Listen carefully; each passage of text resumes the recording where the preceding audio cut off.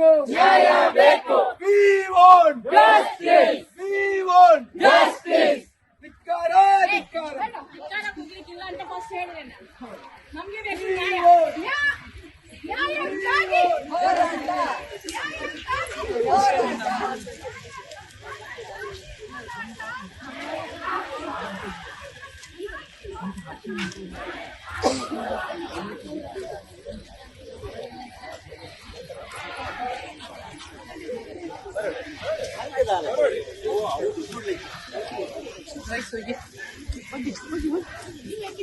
ಇವರ ಸ್ಟೇಷನ್ ಬಂದು ಮೇಲೆ ಕೊಟ್ಟು ಕೇಳೋರು ನೀವೇನ್ ಮಾಡ್ತಿದ್ರ ಅವಾಗ ಪಾಪಗಾರರು ಬಡವರು ಹೇಳೋರು ಕೇಳೋರು ಅಂತ ಮಾಡಿದ್ರೆ ನಾನು ಈ ಘಟನೆ ಬಗ್ಗೆ ಇಲ್ಲಿಯ ಸಬ್ ಇನ್ಸ್ಪೆಕ್ಟರ್ಗೆ ಫೋನ್ ಮಾಡಿದೆ. ನೋಡಿ ಸರ್, ನೀವು ಹೇಳಿಕೆ ಕೊಟ್ಟಿದ್ದಾರೆ, ಎಫ್ಐಆರ್ ಮಾಡಿ ಸರ್. ಎಲ್ರಿ ಎಫ್ಐಆರ್ ಆಗಿದೆ, ಇನ್ನೊಂದು ಎಫ್ಐಆರ್ ಮಾಡ್ಲಿಕ್ಕೆ ಆಗುದಿಲ್ಲ ಅಂತ ಹೇಳಿ ಎಲ್ಲಿದ್ದೀರಿ ಕಾನೂನಲ್ಲಿ? ಎಲ್ಲಿದ್ರೆ ಹೇಳಿ, ನೀವು ಯಾವ ಕಾನೂನಲ್ಲಿ ಇದ್ದೀರಿ? ಕೌಂಟರ್ ಕೇಸ್ ಆಗುದಿಲ್ವಾ? ನೀವು ಒಂದು ಸುಳ್ಳು ಎಫ್ಐಆರ್ ದಾಖಲು ಮಾಡಿ ನೀವು ರಕ್ಷಣೆ ನಿಮ್ಮನ್ನು ಮಾಡ್ಕೊಳ್ತಾ ಅಂತ ತಿಳ್ಕೊಂಡಿದ್ದೀರಾ? ಸಬ್ ಇನ್ಸ್ಪೆಕ್ಟರ್ ಎಲ್ಲಿದ್ದಾರೆ? ಬನ್ನಿ, ನೀವು ನಮ್ಮ ಮುಖ ತೋರಿಸಿ. ಯಾರದು ಸಬ್ ಇನ್ಸ್ಪೆಕ್ಟರ್? ಯಾರದು? ಬನ್ನಿ.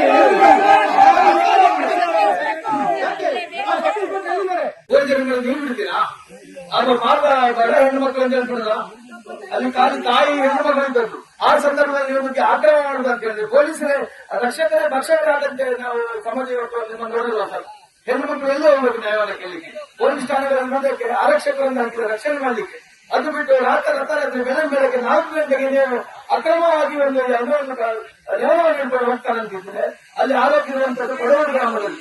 ನೀವು ಚಿಕ್ಕಮ್ಮನವರಿಂದ ಯಾವ ಪ್ರೂಫ್ ಯಾವ ದಾಖಲೆ ದಾಖಲೆ ಲಿಖಿತ ದಾಖಲೆ ಏನು ನಿಜ ಹೋಗು ಸರಿ, ಅದು ಕೂಡ 4 ಗಂಟೆ ಬೆಳಗುತ್ತಲ್ಲ ಇವತ್ತು ಹೋಗುವ ಸಮಯದಲ್ಲಿ ನೋಡಿ.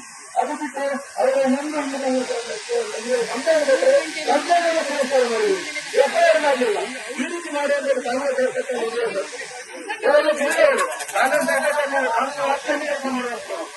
ಹಾಗಾಗಿ ಇವತ್ತು ಯಾರು ತಪ್ಪ ಮಾಡುವವರು ಅವರನ್ನು ಸೇವೆಯಿಂದ ವಜಾ ಮಾಡುವಂತ ಕೆಲಸ ಆಗಬೇಕು.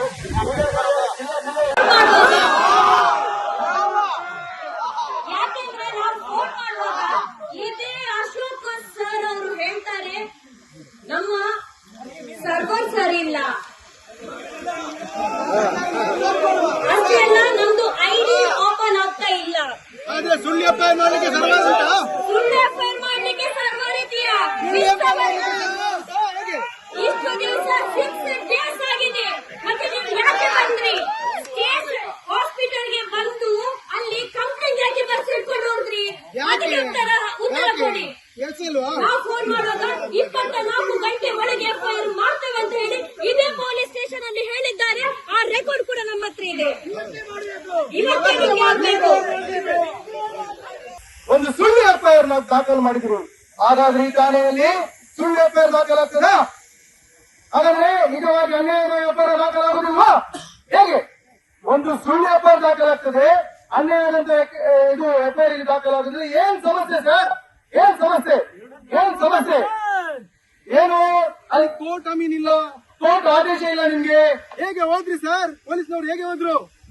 ಕೋರ್ಟ್ ಆದೇಶ ಇರುವುದು ಕೋರ್ಟ್ ಅಮೀನಿಗೆ, ಪೊಲೀಸರಿಗೆಲ್ಲ.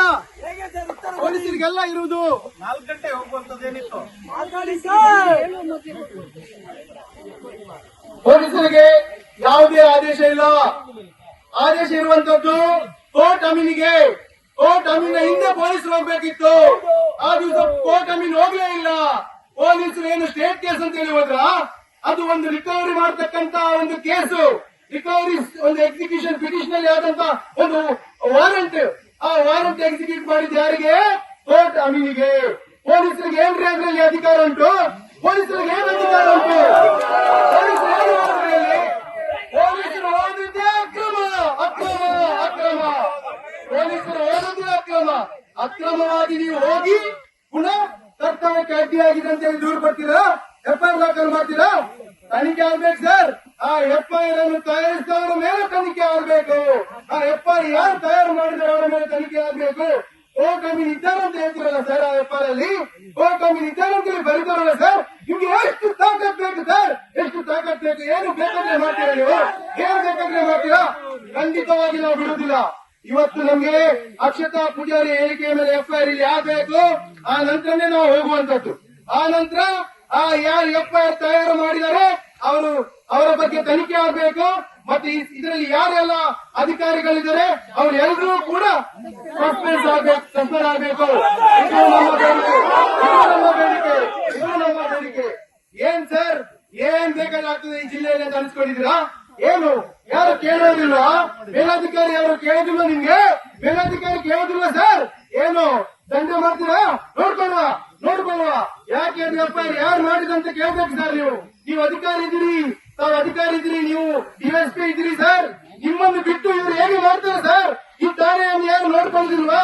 ಪೊಲೀಸ್ ವರಿಷ್ಠಾಧಿಕಾರಿ ಕೇಳೋದಿಲ್ವಾ ಈ ಬಗ್ಗೆ? ಏನ್ ಮಾಡ್ತಿದ್ದಾರೆ ಸರ್? ಹೇಳಿ, ಉತ್ತರ ಕೊಡಿ ಸರ್, ಉತ್ತರ ಕೊಡಿ. ಅಲ್ಲಲ್ಲ, ನಾವು ಮಾತಾಡೋದಿಲ್ಲ. ನಮ್ಗೆ ಪ್ರಶ್ನೆಗೆ ಉತ್ತರ ಬೇಕು. ಮೊದಲು ಅಕ್ಷತಾ ಪೂಜಾರಿ ಕೊಟ್ಟಂತ ಸರ್ಕಾರಿ ಆಸ್ಪತ್ರೆಯಲ್ಲಿ ನಿಮ್ಮ ಸಿಬ್ಬಂದಿಯವರು ತೆಗೆದುಕೊಂಡು ಹೋದ ಹೇಳಿಕೆಯ ಬಗ್ಗೆ ಎಫ್ಐಆರ್ ಯಾಕೆ ಆಗ್ಲಿಲ್ಲ? ಇದಕ್ಕೆ ನಮ್ಗೆ ಉತ್ತರ ಕೊಡ್ಬೇಕು ಸರ್, ಅಷ್ಟೇ. ಮತ್ತೆ ನಾವು ಹೇಳ್ತೇವೆ ಏನಂತೇಳಿ, ಇದಕ್ಕೆ ಉತ್ತರ ಬರ್ಬೇಕು. ಒಂದು ದೂರು ಕೊಟ್ಟಾಗ ಎಫ್ಐಆರ್ ಯಾಕೆ ಈ ಠಾಣೆಯಲ್ಲಿ ದಾಖಲಾಗುವುದಿಲ್ಲ?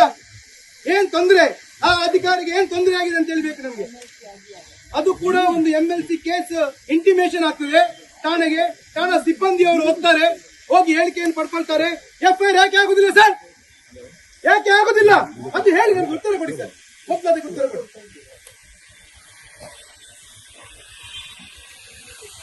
ಏನಾದ್ರೂ ಕಾನೂನಲ್ಲಿ ತೊಡಕುಂಟಾ ಅಥವಾ ಕಾನೂನಲ್ಲಿ ಸಮಸ್ಯೆ ಉಂಟಾ ಅಥವಾ ಅವರೇನು ಬಡವರು ಅಂತ ಹೇಳಿಯಾ? ಏಕೆ ಸರ್ ಆಗುದಿಲ್ಲ ದೂರ ತಗೊಳ್ಳಿಕ್ಕೆ? ಈ ಠಾಣೆಯಲ್ಲಿ ಏನ್ ತೊಂದರೆ ಇದೆ ಅದು ನಮ್ಗೆ ಉತ್ತರ ಕೊಡಿ. ಅದು ನಮ್ಗೆ ಉತ್ತರ ಬೇಕು, ಫಸ್ಟ್ ಉತ್ತರ ಅದಕ್ಕೆ ಬೇಕು ನಮ್ಗೆ. ಆ ನಂತರ ನಮ್ಮ ಬೇಡಿಕೆ ಹೇಳ್ತೇವೆ ಏನಂತ.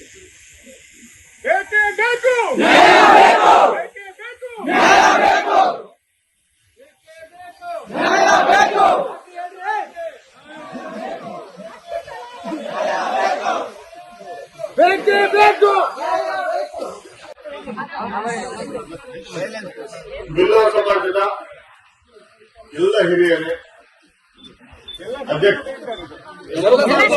ಎಲ್ಲ ಸಮಾಜದಲ್ಲಿದ್ದಾರೆ, ಎಲ್ಲ ಸಮಾಜದ ಮುಖಂಡರೇ, ಉಡುಪಿ ಜಿಲ್ಲೆಯ ಎಲ್ಲ ಗಣ್ಯರು, ಮಾತೆಯರು, ತಾವು ಈ ದಿವಸ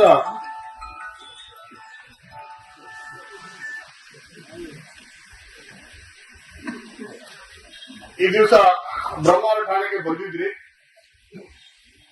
ಅಕ್ಷತಾ ಪೂಜಾರಿಯವರ ಪ್ರಕರಣಕ್ಕೆ ಸಂಬಂಧಪಟ್ಟಂತೆ ರಾತ್ರಿ 4 ಗಂಟೆ ಹೋಗಿದ್ರ ಬಗ್ಗೆ ಈಗಾಗಲೇ ನಮ್ಗೆ ಸಾಮಾಜಿಕ ಮಾಧ್ಯಮದಲ್ಲಿ ಗೊತ್ತಾಗಿದ್ರಿಂದ ಈಗಾಗಲೇ ಅಡಿಷನಲ್ ಎಸ್ಪಿ ಸಾಹೇಬ್ರಿಗೆ ಅದನ್ನ ಎನ್ಕ್ವೈರಿ ಕೊಟ್ಟಾರೆ.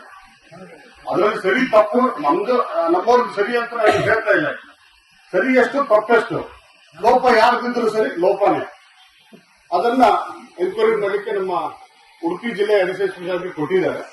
ಮತ್ತು ಇನ್ನೊಂದು ಪ್ರಕರಣ ದಾಖಲಾಗಿದೆ. ಅದನ್ನ ಈ ಸ್ಥಳೀಯ ಬ್ರಹ್ಮಾವರ ಇನ್ಸ್ಪೆಕ್ಟರ್ ಬೇಡ, ನನಗೂ ಬೇಡ ಅಂತ ಹೇಳ್ಕೊಂಡು ಮಣಿಪಾಲ ಇನ್ಸ್ಪೆಕ್ಟರ್ ಅವರಿಗೆ ತನಿಖೆ ಮಾಡ್ಲಿಕ್ಕೆ ಕೊಟ್ಟಿದ್ದಾರೆ. ಅದು ಆಲ್ರೆಡಿ ಇವತ್ತು ಆದೇಶ ಆಗಿದೆ. ಅವರು ಮಂಗಳೂರು ಹೋಗಿದ್ದಾರೆ, ಬಂದಿದ್ರೆ ಕೇಸ್ ಮೇಲೆ ಅವ್ರು ತಗೊಂಡೋಗ್ಬಿಡ್ತಾರೆ. ಅವರೇ ಮುಂದಿಂದೆಲ್ಲ ಅವ್ರು ಮಾಡ್ತಾರೆ. ಅಡಿಷನಲ್ ಎಸ್ಪಿ ಸಾಹೇಬರು ರಜೆ ಹೋಗಿದ್ದು ಇವತ್ತು ಬೆಳಗ್ಗೆ ಬಂದಿದ್ದಾರೆ. ಈಗ ವಿಷಯನ ಅವರ ಮುಂದಿನ ಎನ್ಕ್ವೈರಿ ತಗೊಂಡೋಗ್ತಾರೆ. ಇದು ನಮ್ಮವ್ರದ್ದೇನಾದ್ರೂ ಲೋಪ ಇದ್ರೆ ಅದು ಅನುಭವಿಸ್ತಾರೆ ಅವರು, ಅದರಲ್ಲಿ ಯಾವುದೇ ಸಂದೇಹ ಇಲ್ಲ.